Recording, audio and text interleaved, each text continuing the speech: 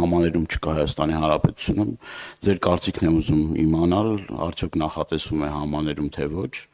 Երկրորդ հարցս բանտային պայմաններին է վերաբերվում, ես չեմ ուզում անուններ նշել, բայց քրեակատարողական հիմնարկներ կան, որտեղ բանտային պայմանները մեղմ ասած գոհացնող չեն, եւ այս ուղղությամբ ինչ աշխատանքներ են տարվում։ Հաջորդ հարցս էլ, երրորդ հարցս էլ վերաբերվում է ձգձգվող դատական process-ներին։ Ես բավականին հաճախ եմ այցելում քրեակատարողական հիմնարկներ եւ այցելելով քրեակատարողական հիմնարկներ տեսնում եմ մարդիկ, որոնք 6 տարի, 7 տարի արդեն մարդկա արդեն 7-րդ տարին է դատական այս process-ների մեջ է։ Ինչ ձեր կարծիքով ինչն է սրան խանգարում, այսինքն այդ վերջնական դատական վճիռ կայացնելու ինչն է խանգարում, որ տարիներով ձգձգվում է այդ հարցերը, եւ վերջին հարցս էլ վերաբերվում է աշխատավարձներին, դատական կարգադրիչների աշխատավարձերը, եթե չեմ սխալվում, որտեղ բազմաթիվ նամակներ եմ ստանում, իրենց աշխատավարձերի վերջի շրջանում փոփոխության չի ենթարկվում, արդյոք նախատեսվում է դատական կարգադրիչների, եթե էլի այնտեղ անձիկ կան, որոնք որ անեն, չգիտեմ, աշխատողներ կան, դատարանում էլի իրենց հետ կապված աշխատավարձի փոփոխություն նախատեսվում է թե ոչ։ Շնորհակալություն պարոն Դանիելյան հարցերի համար։ Համաներման հետ կապված չունենք որոշում համաներում իրականացնելու, որովհետև կարծում ենք, որ յուրաքանչյուր ազատազրկված անձի նկատմամբ պետք է պետությունը անհատական մոտեցում դրսևորի եւ ոչ թե ինչ որ պահի որոշի, որ պետք է XYZ կատեգորիայի անձանց ազատ արձակել, այլ պետք է որոշի ազատ արձակել նրանց, ովքեր որ անցել են վերասոցիալականացման ինչ որ ճանապարհ։ Դրա հետ կապված ես այն տեսակետի կողմնակիցը չեմ, որ միայն ասեմ դե դատարաններն են որոշում պատժից պայմանական վաղակետ ազատել անձին թե ոչ, իհարկե դա այդպես է, դատարաններն են որոշում, բայց մենք շատ անելիքներ ունենք այս առումով եւ իրականում աշխատանքները արվում են անհատականացնելու կոնկրետ անձանց վերասոցիալականացման պլանները եւ գնահատման մեթոդիկաները։ Եվ կարծում եմ, որ ապագայում մեր կատարած աշխատանքի շնորհիվ մեր կողմից դատարան ներկայացվող զեկույցների որակը էապես կբարձրանա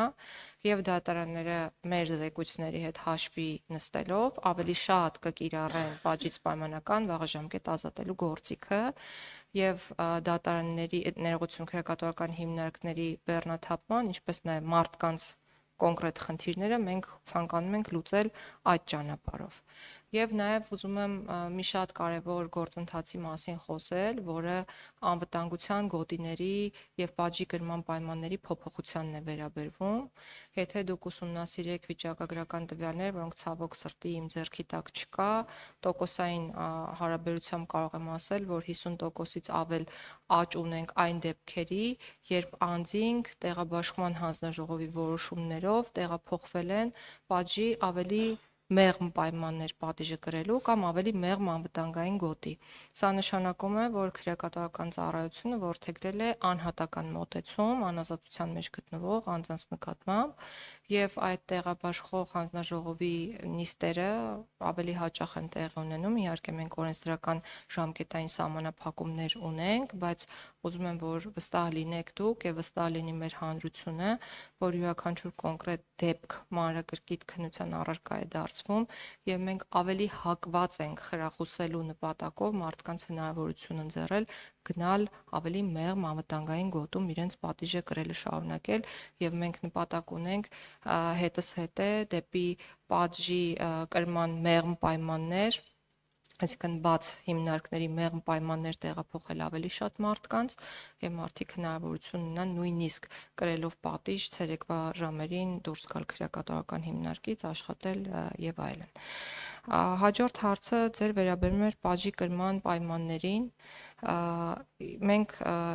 միասին մի անգամ խոսել ենք Արմավիրի կարանտինային բաժանմունքի վիճակի մասին եւ կարանտինային խցերի վերանորոգման անհրաժեշտության մասին, ես հուսով եմ շուտով նորից կայցելեք այնտեղ կամ կարող ենք միասին էլ այցելել եւ տեսնել, որ այլևս այդ խնդիրը լուծված է, այսինքն մենք կարանտինային խցերը Արմավիրի վերանորոգել ենք, Արմավիրում չկար 24-ժամյա ջրամատակարարում, դա այլևս կա, մյուս բոլոր քրեակատարական հիմնարկներում վերանորոգման աշխատանքները քրեակատարական ծառայության միջոցների հաշվին իրականացվել են եւ շարունակաբար իրականացվելու են։ Վերջերս ես այցելել եմ Արթիկ քրեակատարական հիմնարկ, եթե հնարավորություն ունենայի մինչև եւ հետո նկարները ցույց տալու, իհարկե կատարված աշխատանքները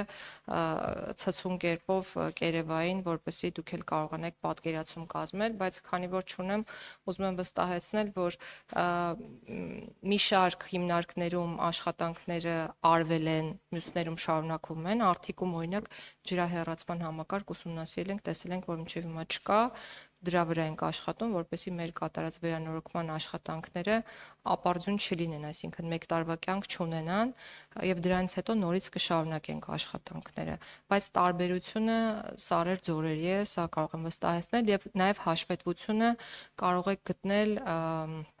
քրեակատարական ծառայության պաշտոնական կայք էջում, այնտեղ եթե չեմ սխալվում, նաև նկարներով ցուցադրված կա կատարված աշխատանքը տարբեր հիմնարկներում, որն այլևս իրականություն է։ Աբովյան քրեակատարական հիմնարկը գրեթե ամբողջությամբ վերանորոգված է, այնտեղ միայն լանդշաֆտի խնդիր ունենք լուծելու, այսինքն այդ բակային հատվածում խնդիրներ ունենք լուծելու եւ երկարաժամկետ տեսակցությունների սենյակների մասով փոքրինչ փոփոխություններ ունենք անելու, մնացած հատվածներն ամբողջությամբ վերանորոգված են։ Ուզում եմ վստահեցնել, որ ինչ միջոց ունենանք խնայողության տեսքով, որոնք թեկուզ եւ նախատեսված չեն եղել որպես կապիտալ ծախս, մենք մեր մտքում ունենք կարիքների գնահատումը, ոչ միայն մտքում, այլ նաև թղթի վրա հանձնված եւ գնալու ենք դրանք իրականացնելու ուղղությամբ եւ քանի որ հարցը տրվեց 1-2 նորություն էլ ասեմ քրեակատարական հիմնարկներից, մենք ուսումնասիրել ենք եւ ողջել, որ ոչ բոլոր քրեակատարական հիմնարկներն է, որ ունեն էլեկտրական գեներատորներ եւ հիմա այլևս հայտարարվել է մրցույթ այդ էլեկտրական գեներատորների ձեռքբերման նպատակով, իսկ ինչու է սա կարեւոր, որովհետեւ մենք հաջորդ ծրագրով ցանկանում ենք քրեակատարական հիմնարկների արտաքին պարագծի հսկողությունը իրականացնել տեխնիկական միջոցներով, այսինքն տեսախցիկներով պետք է վերահսկվի քրեակատարական հիմնարկը եւ նաեւ դրա ֆինանսական գնահատականը եւ ծախսային բեռը այս տարվա բյուջեմ նախատեսված է, դա էլ որպես բոնուս ասեմ, որ մենք այդ ուղղությամբ ենք քայլեր ձեռնարկում։ Հիմա անդրադառնամ մյուս հարցերին։ Ինչու են դատավարությունները մեր երկրում տևում, սա ամենամեծ հարցն է, որ մեզ բոլորիս հետաքրքրում է եւ մենք ուսումնասիրել ենք ու տեսել ենք, որ 1700-ից ավել կալանավորներից 10 կալանավորի 10-ից 15 կալանավորի դեպքում է, որ 5-ից ավել տարի են նրանք գտնվում կալանքի տակ, ինչը էլի շատ վատ է։ Ես այնպես չի որ թվերը նշում եմ արդարացնելու համար, որ նորմալ է, որ մարդիկ կալանքի տակ գտնվեն, ինչ ենք մենք անում։ Բազմաթիվ նախագծեր ունենք։ Նախ առաջնահերթ մենք գնալու ենք յուրաքանչյուր կոնկրետ դատավարության համար կոնկրետ դատավարական ժամկետ սահմանելու ճանապարհով։ Քրեական գործերով դա լինելու է 1 տարին,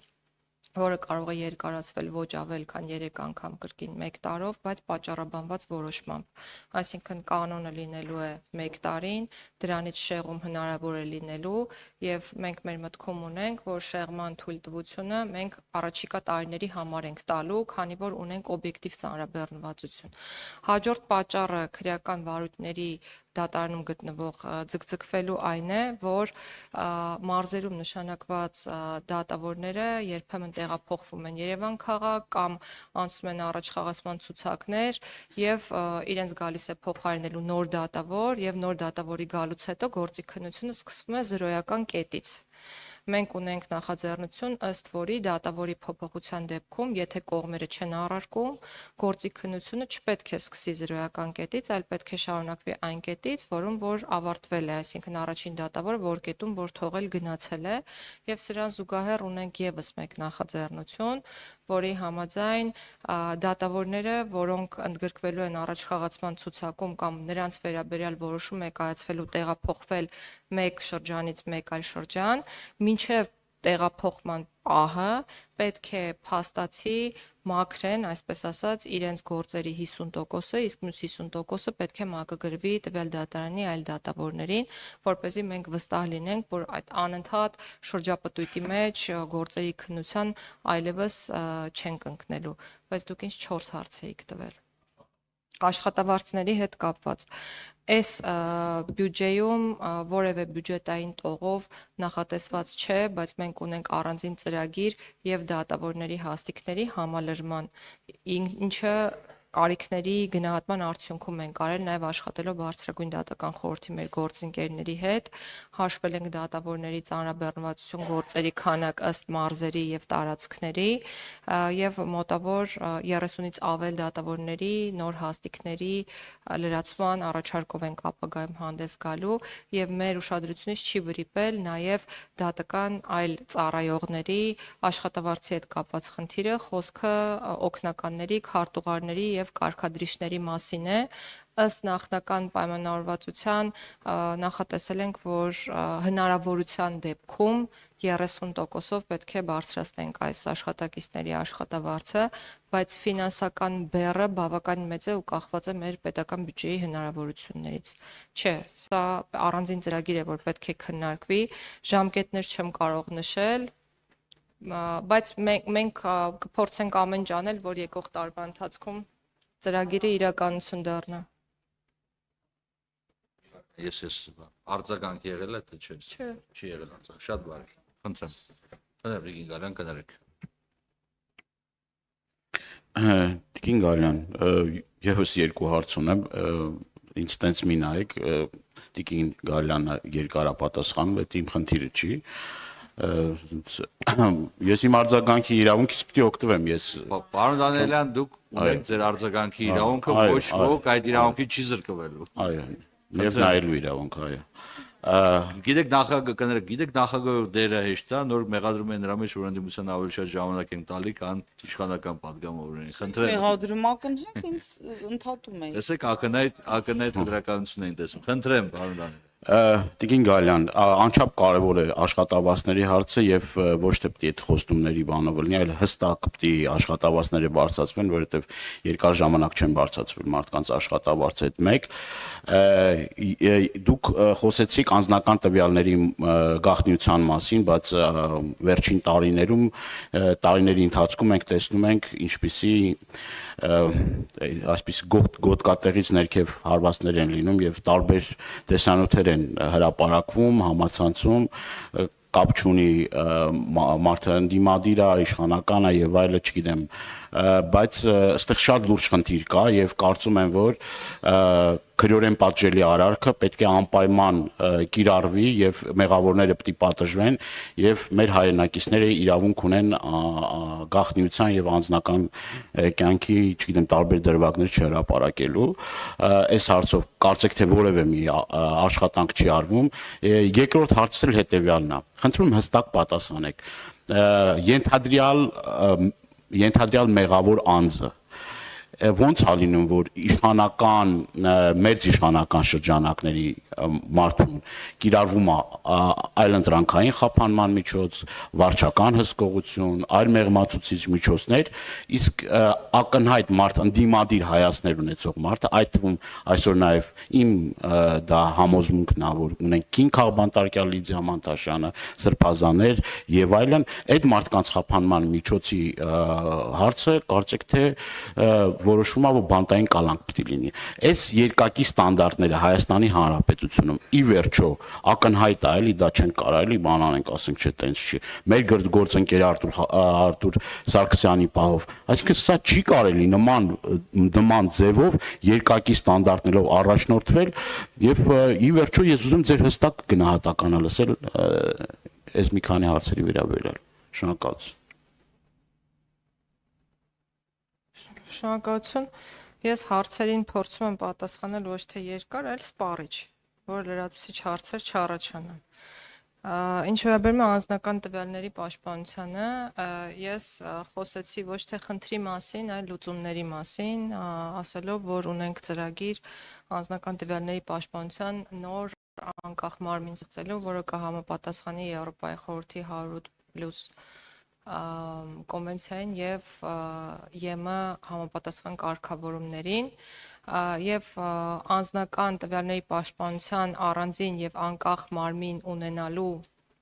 անհրաժեշտությունը բխում է իրականում ԵՄ ստանդարտներից եւ մենք միայն ստանդարտներին չէ որ պետք է նայենք, մենք պետք է նայենք նաեւ սոցիալական անհրաժեշտությանը, արդյոք կարիք ունենք նման մարմին ձևավորելու թե ոչ, եւ նաեւ ձեր կողմից բարձրացված խնդիրները խոսում են այն մասին, որ այո,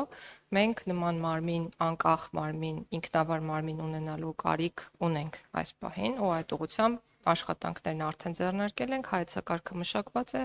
շուտով կառավարությունում հայեցակարգը այս ամսվա վերջ պետք է քննարկենք։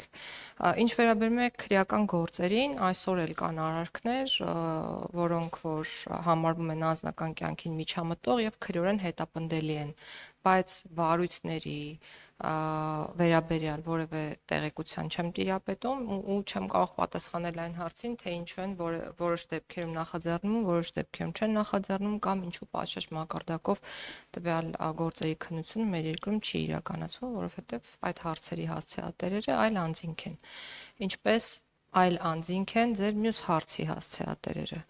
որովհետև ես չեմ կարող ասել դատարանը ինչու է մի դեպքում որոշում կայացնում այսպես, մյուս դեպքում այնպես։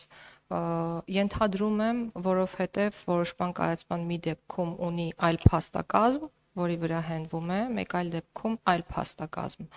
Արդարադատության նախարարությունը խափանման միջոցները կատարողն է։ Ինչ վերաբերում է միասնական չափանիշներին, մենք մեր տեղում, մեր հնարավորությունների չափով փորձում ենք այնպես անել, այդ թվում մեթոդական ուղեցույցների մշակմամբ, որ այդ չափանիշները միասնական լինեն։ Ընդ որում, եթե ուշադրություն դարձնեք մեր կողմից հարուցվող եւ բարձրագույն դատական խորհուրդ տարվող կարգապահական վարույթներին, այդ չափանիշների միասնականության վերաբերյալ հուշումներ կունենաք